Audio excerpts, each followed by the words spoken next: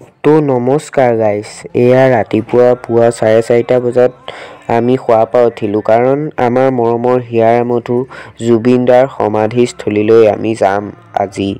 এয়া মা গা পা ধুই ওলালে, ময়ো ওলাওঁ আৰু এয়া মোৰো ওলাই হ'ল।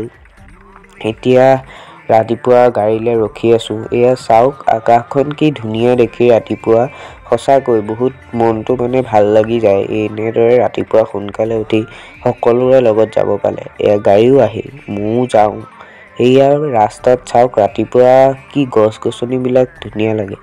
এয়া ভৰলী নদীৰ চিনবিলাক অলপ আপোনালোকে এনজয় কৰক।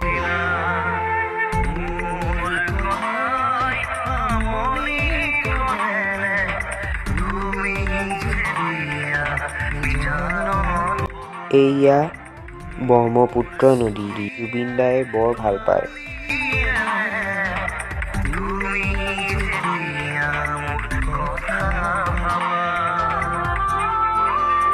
এয়া আমিও এনেদৰে আহি পালোহি জুবিন দাৰ সমাধিস্থলী। এয়া ইয়ালৈ আহিয়ে মনটো যেন কিবা পবিত্ৰ যেন অনুভৱ হয়। দেখিছেনে মানুহৰ ভিৰ, এনে এটা জেগাত কেনেধৰণৰ মানুহৰ ভিৰ। আমিও ৰখি আছোঁ, গাড়ীখিনি ইমান ভিৰ পাৰ হ'ব পৰা নাই। এয়া আমি যেন তেনে পাৰ হৈ গ'লোঁ আৰু চাকি কিনিলোঁ। এয়া চাকি এগছি কিনি ল'লোঁ আৰু এতিয়া গৈ আছোঁ। এয়া মাহঁতে চাকি জ্বলাইছে, ময়ো এগছি জ্বলালোঁ। এয়া দেখিছেনে কিমান চাকি দম চাকি জ্বলাইছে মানুহে। এয়া মোৰ চাকিখিনি দেখাইছোঁ, এয়া চাওক এইবোৰ কিমান মানুহ।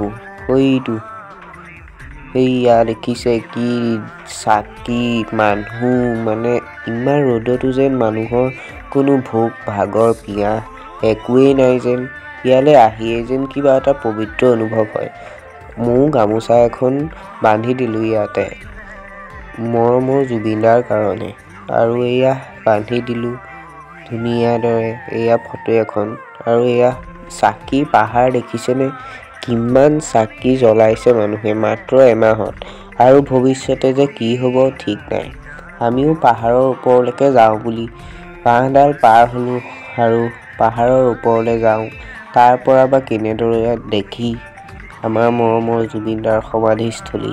এয়া দেখিছে, এয়া কি ধুনীয়া, কি মানুহ, মানুহৰ কোনো ভোক ভাগৰ নথকা যেনেই অনুভৱ হ'ল হ'বলা এনেদৰে পবিত্ৰ এটা ঠাইলৈ আহি।